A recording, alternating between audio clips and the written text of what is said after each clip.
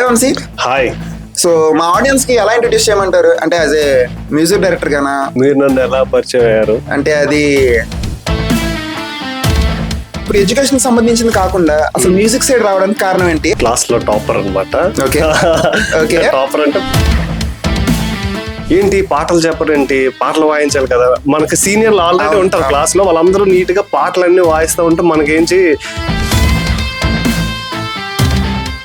So 11 subjects లో math ఒక్క subject, ఆ రోజు నేను రిజల్ట్ చూసుకుంటున్నా గ్రౌండ్ లో, ఒక్క మార్క్ తో మ్యాథ్స్ పోయిందనమాట.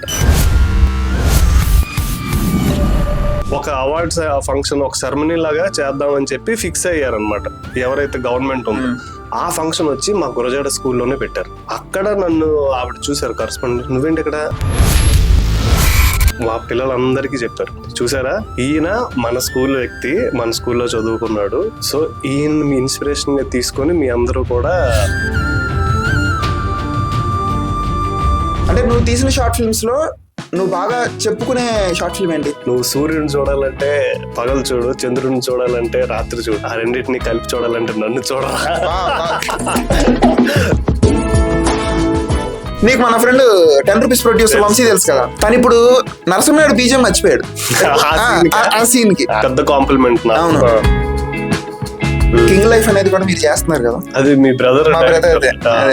సో ఆ ప్రాజెక్ట్ ఏంటి, ఎన్ని సాంగ్స్ ఉంటాయి? అసోసియేషన్ కూడా ఇంచుమించు నీలాగా ఉంటది.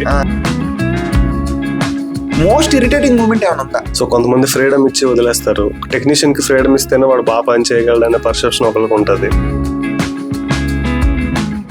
సో కొంతమంది ఫిల్మ్ మేకర్స్ ఉంటారు, సో మొత్తం మేమే చేసామని చెప్పి ఫైనల్ లో క్రెడిట్స్ ఇవ్వకుండా అలా ఏమన్నా తక్కువ చేసి చూసినప్పుడు, అంటే బయట చాలా ఈ మధ్య కాంట్రవర్సీస్ కూడా జరుగుతున్నాయి కదా. ఇప్పుడు వాళ్ళు చెప్తారు నేనే చేయించాను, లేకపోతే నేనే నా వాళ్ళే అనేసి. సో క్రెడిట్స్ ఇవ్వకపోయినా సరే ఈ పాట ఎవరు చేశారండి, మ్యూజిక్ డైరెక్టర్ ఎవరు అని ఎవరైనా అడిగితే దట్స్ మై సక్సెస్.